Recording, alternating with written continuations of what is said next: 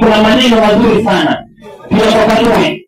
Ukurasa ngapi? 282. 282. Katika Nyakati wa Kwanza 2:10. 282 inasema. Usitumie primato, tumia NIV. Umesema ukurasa 282. 82. Inasema. 282 inasema. 282. Naipata muda si mrefu. Ukurasa wa 282. Neno hili Kristo. Kidogo tu nipate Kristo. Ukurasa wa 282 msomaji. Ukurasa wake wa 282 katika Nyakati wa Kwanza 2:10. Yes, mwalimu. Ngapi? Ukurasa wa 282 mwalimu. 282.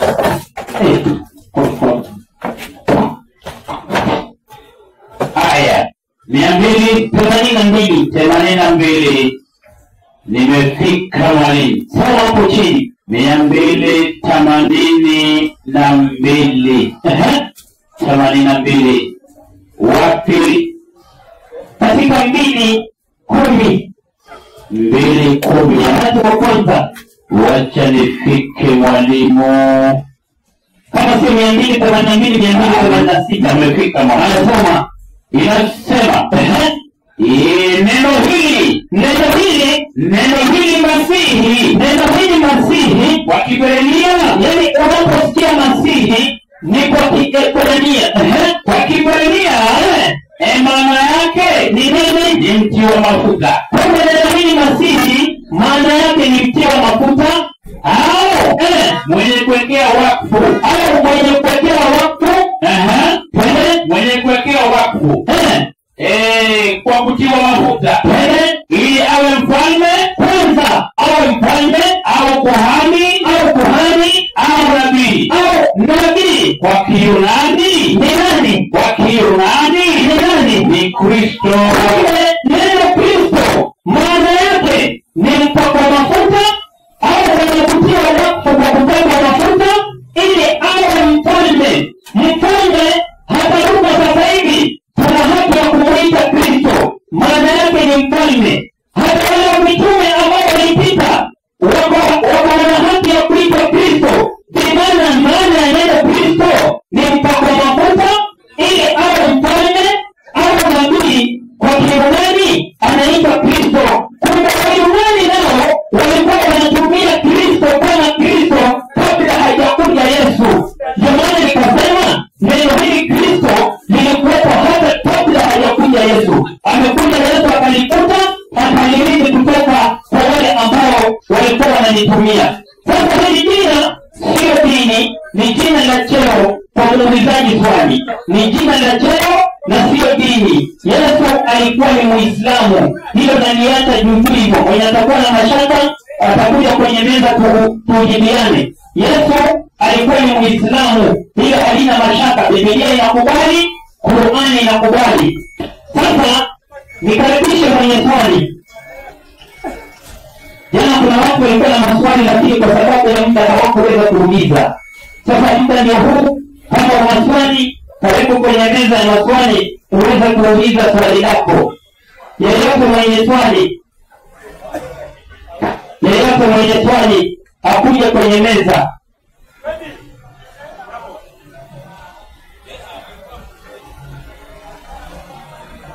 Kuja milizo huku. Mwenye swali ya karibu akaribie, kiti kiko hapa, maiki kiko hapa. Hapa si vita, ni maneno polepole tu. Yeyote mwenye swali. Somaji. Petro wa kwanza 3:14. Petro wa kwanza moja ngapi? 3:14. Petro wa kwanza 3:14. Petro wa pili 3:14. Petro wa pili 3:14. Inasemaje? 3:14 inasema. Petro wa pili. Petro wa pili. Samahani kidogo. 3:14. Kidogo tu. Petro wa pili kwa kwanza huu wa pili. Umesema wa pili 3:14. Nasema 3:14 kitabu cha Petro wa pili. Kwa hiyo wapenzi, kwa kuwa tunatazamia mambo hayo. Nenda 15 msomaji. 15 inasema nanyi uhesabuni uvumilivu wa Bwana wetu kuwa ni wokovu. Nani ana swali? Bado tunahitaji maswali. Nani ana swali? Kuna mtu hapa jana aliongea maneno ya ajabu, lakini akawa na shangwe na nderemo, lakini kwa sababu ya muda hatukupata muda wa kumchunguza, kwa sababu hapa sisi kuna tofauti ya kufundisha na tofauti ya kuhubiri. Kwa sababu kuhubiri unaweza ukazungumza chochote na ukaenda, lakini hapa tunafundisha maandiko yanasema nini, sio tunahubiri. Sasa alipotoka hapa akasema kwamba Yesu ni Mungu na Mungu yuko katika utatu, mpaka akatoa mfano wa maji. Maji yanageuka yanakuwa mvuke, yani veta. Maji yanakuwa ice na yanakuwa ni maji yenyewe. Akaiweka katika mfumo wa namna hiyo. Sasa kidogo tuulize Biblia. Ndani ya Biblia Mungu ni watatu au Biblia inatuambia nini? Kwa sababu hapa tunajifunza maandiko. Kama alivyosema mchungaji jana, Mungu ni watatu au Mungu ni wangapi? Msomaji, Wakorintho wa kwanza 8:6. Wakorintho wa kwanza 8:6 inasema. Inasemaje? Wakorintho ni wa kwanza 8:6. Kitabu ni cha 8:6. Inasemaje? Inasema lakini kwetu lakini kwetu sisi Mungu ni mmoja tu. Lakini kwetu sisi Mungu ni wangapi? Mmoja tu. Aliye nani? Aliye Baba. Kwa hivyo Biblia inatambua Mungu ni wangapi? Ni mmoja tu. Kwa hivyo tumwamini mchungaji ama tuamini Biblia? Na inaendelea kusema maliza, ambaye vitu vyote vimetoka kwake. Kwa hivyo Biblia inatuambia Mungu ni wangapi? Mmoja tu. Na mchungaji anasema Mungu ni wangapi? Naam. Mchungaji anasema Mungu ni wangapi? Watatu. Lakini Biblia inatuambia Mungu ni wangapi? Moja. Sasa tumwamini mchungaji, tuamini maandiko. 17:3 Yohane. Yesu anasemaje? Na uzima wa milele ndio huu. Wakujue wewe Mungu wa kweli wa pekee. Maliza. Wa kweli wa pekee ni Yesu Kristo uliyemtuma. Wakujue wewe Mungu wa pekee. Sifa ya pekee ni sifa ambayo inatambulika kwamba hakuna hiyo isipokuwa hiyo tu, hakuna nyingine isipokuwa hiyo tu. Ina maana ni sifa ya pekee.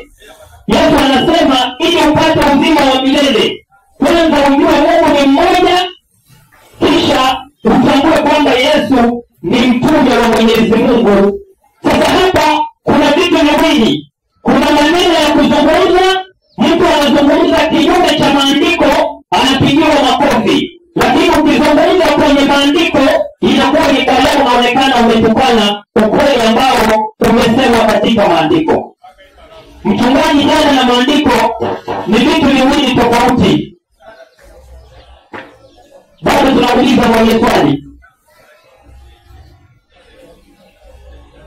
Nani ana swali? Muislamu kwa Mkristo? Yeyote mwenye swali?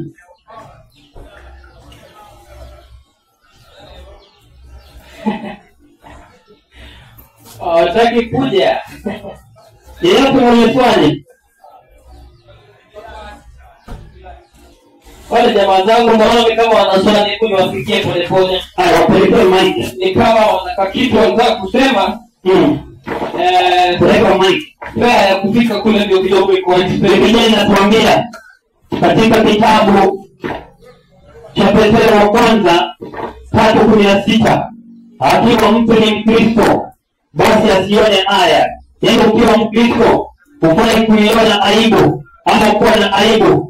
Unaweza ukauliza na utajibiwa. Hujambo kaka?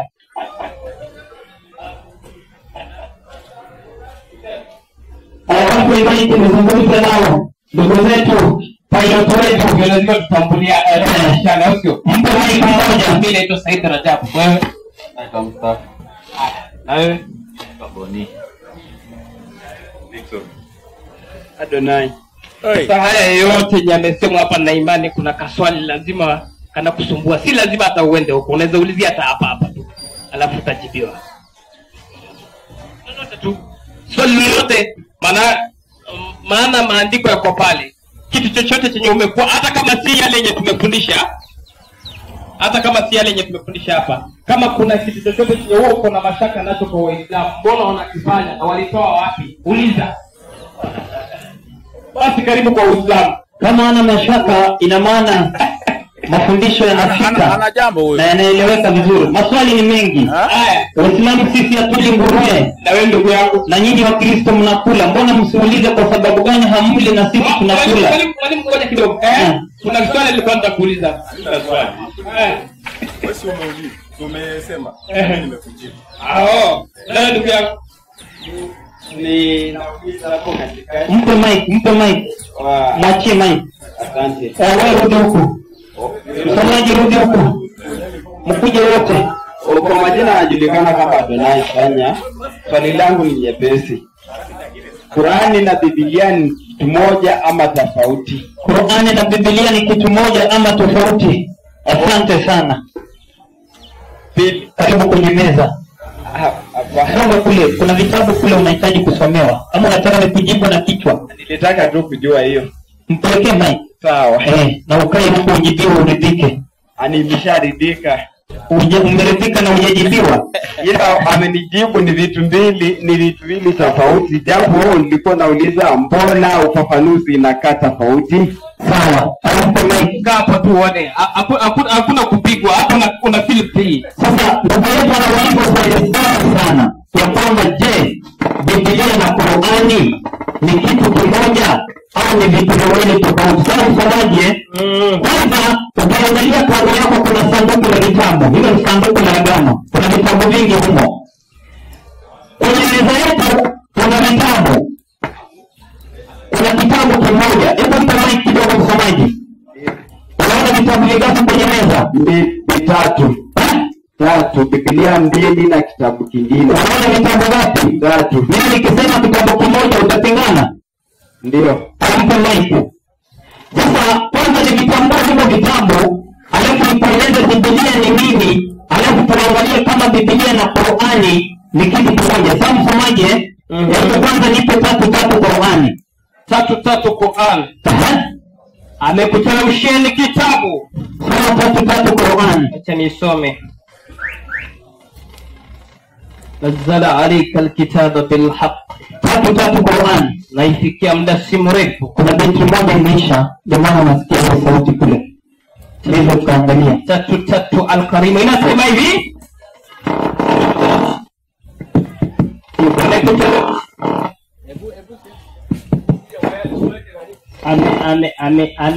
Ame.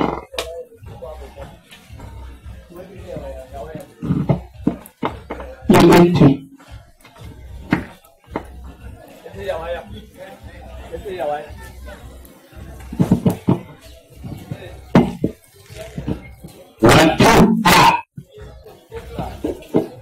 Aya inasema amekuteremshia kitabu kwa haki. Mwenyezi Mungu anamwambia Nabii Muhammad, nimekuteremshia kitabu kwa haki kinachosadikisha yaliyokuwa kabla yake, na aliteremsha Taurati. Anaye Mwenyezi Mungu anasema kitabu cha kwanza kuteremsha, aliteremsha kitabu kinaitwaje? Torati. Mkamaji. Na kitabu gani kingine? Injili. Mpatie mic. Anaye kitabu cha pili Mwenyezi Mungu anasema aliteremsha kitabu gani? Injili. Mpatie mic. Sasa hivi vitabu moja andiko zamani zima uongozi kwa watu. Zamani Mungu ameteremsha vitabu hivi ili viwe uongozi kwa watu. Maliza. Na akateremsha vitabu vingine. Sasa tunaambiwa baada ya kuteremsha Torati na Injili akateremsha na vitabu vingine. Hivyo vitabu vingine tutaangalia mbele. Kwanza mpatie mic. Anaye Torati alipewa na Mungu. Unavyofahamu Ajui. Gabrieli. Torati alipewa mtume gani? Sheria 10 zile alipewa nani? Musa. Mpatie mic. Malaki 4:4. Malaki 4:4 inasema, kitabu ni cha Malaki. Malaki 4:4 inasemaje? Inasema, naifikia muda si mrefu. Malaki 4:4. Malaki 4:4. Malaki 4:4. Namfikia Malaki hapa muda si mrefu. Ngoja nimtafute Malaki huyo anapotokea. Malaki ni kitabu cha mwisho, unaenda Mathayo. Malaki 4:4 msomaji. Naifikia mwalimu. Malaki 4:4. Soma. Inasema, Inasemaje? Nimefikia, inasema hivi. 4:4. Ikumbukeni Torati ya Musa. Mpatie mai. Biblia inatuambia tukumbuke Torati ya nani? Ya Musa. Kwamba Torati ni maneno ya Mungu kwa nabii gani? Kwa mtume nani? Kwa mtume Musa, sawa? Ndio. Kama tunapata Torati tayari ni kitabu kwa nabii nani? Musa. Musa. Kwa hivyo Mwenyezi Mungu akasema aliteremsha kitabu cha pili. Kinaitwaje? Torati. Kingine? Zaburi. Akateremsha ya Zaburi, sawa? Sasa Zaburi, kama nilivyosema, Zaburi ni maneno ya Mungu kwa mtume yote. Sielewi. Mpatie maiki mtuonyeshe 17:55 Qur'ani. 17:55 Al-Karim inasema, Bismillahirrahmanirrahim. 17:55. Ninaipata muda si mrefu. 17:55 inasema, a'udhu billahi minash shaitani rajim. Bismillahirrahmanirrahim. 17:55 inasema hivi, nimeipata na Mola wako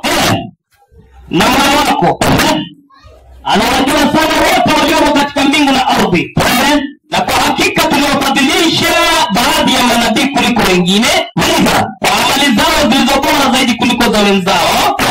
Na Daudi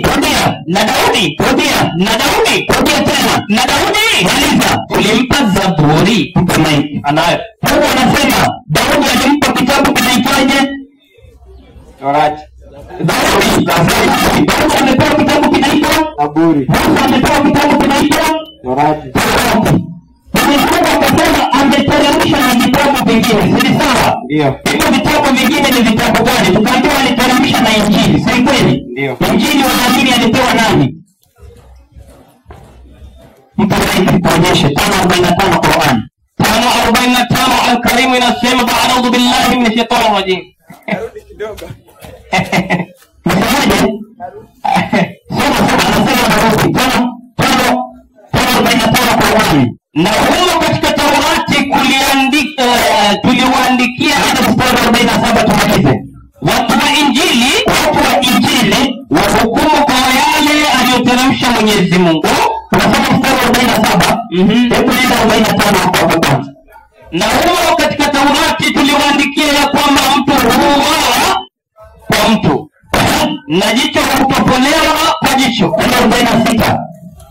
Na tukawafuatishia mitume hiyo Isa bin Maryam, tukawafuatishia mitume hao Yesu mwana wa Mariamu, kuyahakikisha yaliyokuwa kabla yake, kuhakikisha yaliyokuwa kabla yake. Yaliyokuwa kabla yake ni katika Taurati, katika Zaburi, katika Taurati, na tukampa Injili. Mungu anasema Yesu alimpa kitabu kinaitwaje? Injili. Marko 1:14.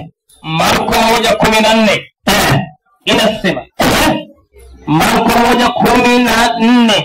Ndio ameenda kuchukua wao yanarudi. Soma 1:14 Marko. Hapa parudi mtu mzee. 1:14 Marko. Inasema, hata baada ya Yohana kutiwa gerezani Yesu akaenda Galilaya. Hata baada ya Yohana kutiwa gerezani Yesu alienda Galilaya. Twende.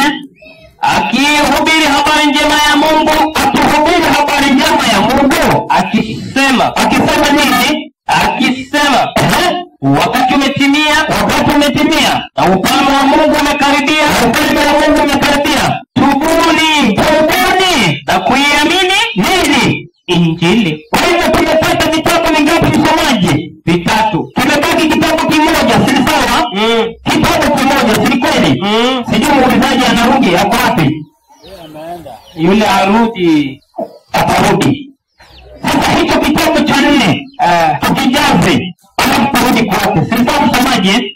Sasa kitabu cha 4 Mwenyezi Mungu anasema alimpa nani? Nipatie 26:192 Qur'an. 26:192 Al-Karim inasema. Twende. Bismillahirrahmanirrahim.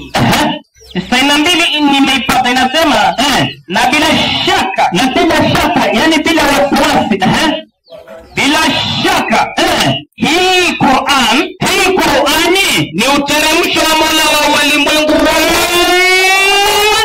Ni uteremsho wa Mola wa walimwengu wote. Ameteremsha haya mhuishe sharia mwaminifu. Ameteremsha haya mtume malaika Jibril. Jibril juu ya moyo wako anamwambia sasa Muhammad ameteremsha hii Qur'ani malaika Jibril juu ya moyo wako. Sasa msomaje? Hivyo tumepata vitabu vingapi? 4. Tumepata vitabu vingapi? 4. Cha kwanza tumepata kitabu gani? Taurati. Kwa nabii nani? Musa. Tukapata kitabu cha pili kinaitwaje? Zaburi. Kwa nabii nani? Daudi. Tukapata kitabu cha tatu kinaitwaje? Injili. Kwa nabii nani? Yesu. Tukapata kitabu cha 4 kinaitwaje? Qur'an. Kwa nabii nani? Muhammad sallallahu alaihi wasallam. Biblia ni kitabu kapewa nabii nani? Hapo wapi? Nipe Malaki 1:14. Malaki 1:14. Alafu muda wa swala muangalie. Biblia sio kitabu. Hilo lianze kufahamika hivyo. Tunaposema neno Biblia ni neno la Kiswahili linalotokana na neno la Kigiriki Biblios. Ukiuliza mtoto wa form 1 introduction ya CRE wanasoma hilo kwamba Biblia ni neno la Kiswahili linalotokana na neno la Kigiriki Biblios. Maana yake ni mkusanyiko wa vitabu wala sio kitabu. Hapa tukisema fungua Biblia 3:3 tusome utaniwekea macho. Maana Biblia sio kitabu bali mkusanyiko wa vitabu. Ndio maana tukitafuta nabii yupi alipewa Biblia wala Biblia yenyewe andiko ndani ya Biblia inayosema Biblia ni kitabu. Tukitafuta hata na tochi hatuwezi tukapata. Soma Malaki 1:14. Malaki 1:14 inasema. Inasemaje? Lakini Malaki 1:14. Lakini na alaaniwe mtu mwenye kudanganya. Rudia tena. Alaaniwe mtu mwenye kudanganya. Rudia tena. Alaaniwe mtu mwenye kudanganya. Ndugu yetu aliyetoka hapo amesema atafanya nini? Atarudi. Sasa msomaje? Ni sawa. Biblia inasema alaaniwe mtu mwenye kufanya nini? Mwenye kudanganya. Ndugu yetu ameacha ahadi ya kwamba anarudi. Tunakuomba urudi, au kwa maneno yako Biblia ikulaani. Tunakuomba urudi. Timiza ahadi. Rudi tumalize. Ni muungwana huyo. Huyu ni muungwana. Muungwana sana. Huyo anaogopa laana ya kitabu. Hiyo Malaki 1:14 inachoma. Hii ni dalili ya Uislamu hii. Huyo alafu akifuga ndevu kama zangu atakuwa vizuri sana. Hayampo Mike. Sasa nashukuru sitapoteza muda bali nitasema hivi. Kwa neno la Bwana sisitizi kumlazimu mtu kufanya kitu bali ni funzo. Iwapo atashikanisha mtaendea pamoja. Lakini si kulalama na kudhulumu mtu na kuwekelea maneno tafadhali. Si mzuri. Ngoja kwanza. Sisi tunaombea wenzetu mema. Ngoja kwanza. Ngoja kwanza. Akibishana kwa neno la Mungu. Sisi nimeokoka naelewa lakini ngoja tafadhali hapana. Sawa tulia. Ngoja kwanza na hiyo mic. Ngoja kwanza. Sasa kwanza ndugu yangu mtanielewa. Kwa kauli ambayo unaitoa ukasema unarudi. Tukakuita urudi. Nikakupa andiko linasema ukiwa muongo Mungu anakulaani, lakini ahadi yako umeitimiza. Hakuna mtu amekulaani. Hili hapa hatushindani. Tumekuwa tunashindana, tumekuwa tumevaa majezi labda ya Manchester ama ya Arsenal tupo uwanjani. Hapa tunafundishana maneno ya Mungu na sio kufanya nini? Na sio kutukana mtu wala sio kukejeli mtu wala sio kumsemanga mibaya mtu. Mwalimu, sasa ndugu yetu, hebu tulia kwanza msomaji. Ndugu yetu kuna kitu kingine ameongeza tena akitoka hapo. mimi nimefanya nini? Nimeokoka. Na kweli mimi nakubaliana na wewe kulingana na kile ambacho unafahamu, wewe umeokoka, lakini maandiko yanasema hujaokoka, kwa sababu kuokoka kuna gharama zake, na kuokoka sio kujitangaza mbele ya watu ati mimi naokoka. Kwanza Yesu anasema kuokoka maana yake nini? Msomaji, hebu nipatie 23:19 kitabu cha Mathayo. Mathayo 27:23 Mathayo inasema. Unajua tatizo tulilo nalo sisi ni mtu unakuta kuzungumza kitu ambacho hakipo katika maandiko. Maandiko yanatolewa inasema. Soma ile andiko linasema nini? Akasema kwani ni ubaya gani aliyoutenda 27:19. Na alipokuwa ameketi juu ya kiti cha hukumu, mkewe alimpelekea mjumbe akamwambia, usiwe na neno na yule mwenye haki. Kitabu cha Mathayo hicho anasoma 20 ngapi msomaji? 27:19. 27:19. 19:23. Fanya 19:23. Inasema. Inasemaje? 19:23 nimeipata. Inasema Yesu akamwambia wanafunzi wake, amin nawaambieni, mstari wa 19 inasema hivi, waheshimu baba yako na mama yako. Kuna kijana mmoja alikuja kwa Yesu akamwambia Yesu, mimi nifanye nini ili niweze kuurithi ufalme wa Mungu? Sasa Yesu anamjibu anasema, waheshimu baba na mama, yaani waheshimu wazazi wako. Twende. Na mpende jirani yako kama nafsi yako. Pili, mpende jirani yako kama nafsi yako. Maliza. Yule kijana akamwambia, haya yote nimeyashika. Kumbe Yesu, haya ambayo unaniambia nimeyashika sasa. Nimepungukiwa na nini tena? Nimepungukiwa na nini tena kuingia katika ufalme wa mbinguni? Yesu akamwambia. Sasa Yesu akamjibu yule kijana akamwambia nini? Ukitaka kuwa mkamilifu, nenda ukauze ulivyo navyo. Wape maskini nao wapate riziki, nawe utakuwa na hazina mbinguni. Kwa sababu matajiri wanadhulumu. Kuna wale wanaodhulumu kutokamana na mali ambayo wanayo. Kuna wale wanafanya mitendo mibaya kuwadhulumu maskini kutokamana na mali ambayo walionayo. Sasa yule kijana akaambiwa na Yesu, nenda ukaiuze mali yako yote, kisha utakuwa umeweka hazina kule mbinguni. Twende. Kisha njoo unifuate. Maliza. Yule kijana aliposikia neno lile, akaenda zake kwa huzuni, kwa sababu alikuwa na mali nyingi. Yesu akamwambia wanafunzi wake. Sasa Yesu akarudi kwa wanafunzi wake, aliwaambia nini? Amin nawaambieni ya kwamba, wanafunzi wangu ya kwamba itakuwa shida tajiri kuingia katika ufalme wa mbinguni. Itakuwa shida sana tajiri kuingia katika ufalme wa mbinguni. Nawaambia tena. Akarudia tena kuambia, itakuwa shida sana tajiri kuingia katika ufalme wa mbinguni. Ni rahisi zaidi ngamia kupenya tundu ya sindano. Kwani ni rahisi ile shindano ambayo unaishonea nguo, ile tundu ambayo unaiweka uzi ukaishonea nguo? Yesu anapeana mfano, anasema ni rahisi ngamia kupita kwenye hilo tundu la shindano kuliko tajiri kuingia katika ufalme wa Mungu. Maliza. Wanafunzi waliposikia walishangaa mno. Sasa wanafunzi waliposikia maneno hayo, kwa sababu tajiri ana kila kitu, anaweza kununua kila kitu, mbona huyu tajiri asiende mbinguni? Twende. Wakisema, ni nani basi awezaye kuokoka? Yesu anauliza swali gani? Ni nani awezaye kuokoka? Yesu akamuuliza wanafunzi wake. Wanafunzi wakamuuliza Yesu, kama tajiri hawezi kuokolewa, basi ni nani awezaye kuokoka? Maliza. Yesu akawakazia macho. Yesu akakaza macho kwa wanafunzi wake, wakashangaa hawa wanauliza. Sasa Yesu akawaambia, kwa wanadamu hilo kuokoka haliwezekani. Wewe ukitangaza umeokoka, Yesu anasema kwa wanadamu hilo haliwezekani. Kwa sababu gani haliwezekani? Kwa sababu gani? Unapojitangazia umeokoka, neno kuokoka ni neno la Kiswahili, bimaana umesalimika kutokana na hatari fulani, na kuokoka ni kule mbinguni, sio hapa duniani. Sasa kwa sababu gani Yesu akasema kuokoka ni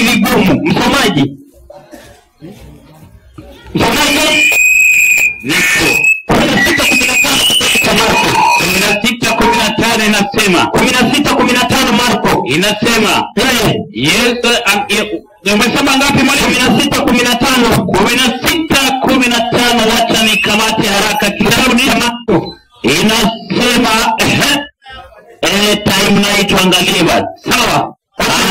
Hapo 16:15 Marko 16:15 Marko inasemaje? Inasema hivi mwalimu wangu. Akawaambia endeni ulimwenguni mote ukihubiri injili kwa kila kiumbe. Hubiri injili kwa kila kiumbe kama tunavyofanya. Ninaona kubatiza ataokoka. Twende. Asiamini atahukumiwa. Twende. Na ishara hizi. Sasa ishara hizi za kuokoka zitafuatana na hao wavinao. Zitafuatana na hao waninao. Wale mambo watatoa pepo. Wakule mambo watatoa pepo. Watatoa pepo, watasema kwa lugha mpya. Watasema kwa lugha mpya. Na kweli unasikia mle kanisani lugha zinatajwa, lugha zingine za ajabu. Yani hausikii mtu anasema nini. Twende. Shamba la mananasi Robert Batishoni. Maliza. Naendelea mwalimu. Anasema watashika nyoka. Watashika nyoka hawa kinywa kitu cha kufisha. Atimwokovu akinywa kitu cha kufisha itawadhuru kabisa. Kitu cha kufisha nini msomaji? Sumu. Yani mwokovu akinywa kitu cha kufisha hatafanya nini? Hatakufa. Umeokoka uje ununuliwe kwa sumu yafanya unywe. Subone kama hautakufa. Sasa kuokoka ni lini? Suputu. Kuokoka ni lini? Petero wa kwanza 1:5 nishuke. Inalindwa na roho na imani. Na Petero wa kwanza 1:5 msomaji. Petero wa kwanza 1:5 nishuke. Aruka ya fike. Kuokoka ni lini? Petero wa kwanza 1:5. Inasema mwalimu. Inasemaje? Inasema nanyi mnalindwa na nguvu za Mungu. Nanyi mnalindwa na nguvu za Mungu kwa njia ya imani. Kwa njia ya imani hata mpate wokovu. Mpate nini msomaji? Wokovu. Mpate nini msomaji? Wokovu ambao ulio tayari wapi? Kufunuliwa wapi? Wakati wa mwisho. Wokovu ni lini? Wakati wa mwisho. Wokovu ni lini? Wakati wa mwisho. Lakini wokovu ni wakati wa mwisho. 23 Mathayo 10:23 Mathayo 10:23. Leo kutuambia umeokoka na maandiko yanasema vitu vingine. 10:23 Mathayo. Yesu mwenyewe anasema nini? 10:23 Mathayo. Wacha nifike mwalimu. Twende. Lakini watakapowafukuza katika mji huu bilioni mwingine. Bilioni mji mwingine. Maana ni kweli. Nawaambia mtamaliza miji ya Israeli. Hata hajapo mwana wa Adamu. Hajapo mwana wa Adamu. Maliza msomaji. Mwanafunzi ampiti mwanafunzi kidogo msomaji. Mstari wa 22. 22 twende. Atakaye inasema atakayevumilia hata mwisho ndiye atakayefanya nini? Atakayeokoka. Kumbe kuokoka ni lini? Mwisho. Hii mwokovu anatutangazia ameokoka, usiku anaiba vitu vya watu. Mwokovu anatutangazia ameokoka, usiku anaroga watu. Mwokovu anatutangazia ameokoka mchana, usiku anafanya mambo ya ajabu. Ndio maana Yesu anasema kuokoka ni mwisho, na anaijua atakayeokoka na atakayeenda motoni ni Mungu peke yake. Swali, Waislamu tunaokoka? Kwanza maliza na Isaya 26:18. Ngoja kwanza msomaji kwa sababu ya muda. Waislamu tunaokoka? Sija swali pia tuwape kionjo kidogo. Naam. Waislamu tunaokoka? Jibu ni ndio, lakini dini 2:21 Qur'an. Nini mnalindo? Inasema 2:21 Qur'an. 2:21 Qur'an inasema. Qur'an 2:21. Inasema enyi watu waabuduni Mola wenu.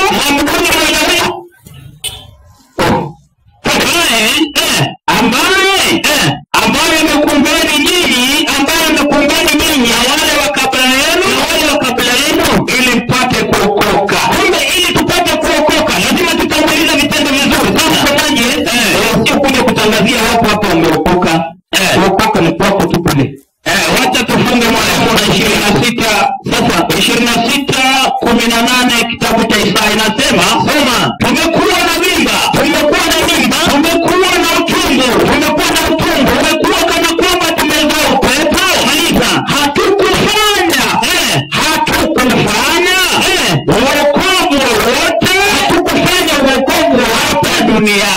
duniani hata uko duniani.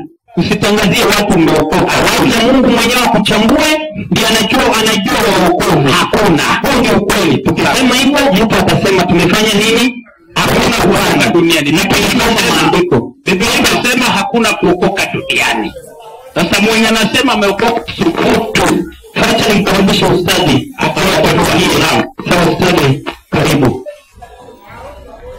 Asanteni sana kila mmoja ambaye alisikia neno la Mungu. Rafiki yangu Mike pale amesema hakuna kuokoka. Kweli mwenyewe amekiri, na kweli unaweza kusema umeokoka na kesho wanakukuta tena kama wewe binadamu unafanya vingine. Kwa hivyo usitangaze wewe umeokoka na kesho tukikutana barabarani tunakuona tena wewe ndo mbaya zaidi. Kwa hivyo okoka ndani ya moyo wako na ukiongoja siku ya mwisho. Walimu wangu, kesho bado tutakuwa. Mashaallah. Na nipo na maswali. Ninauliza na waulizeni na mfundishe kesho. Je, Yesu alikufa kwa sababu ya dhambi yetu? Takbir. Na sisi ni dhambi gani tulifanya na hatukukuwa ndio Yesu akufe sababu ya dhambi yetu? Hiyo ni swali. Haya sawa. Kitu ya mwisho ni kwamba huyu Yesu kweli alikufa?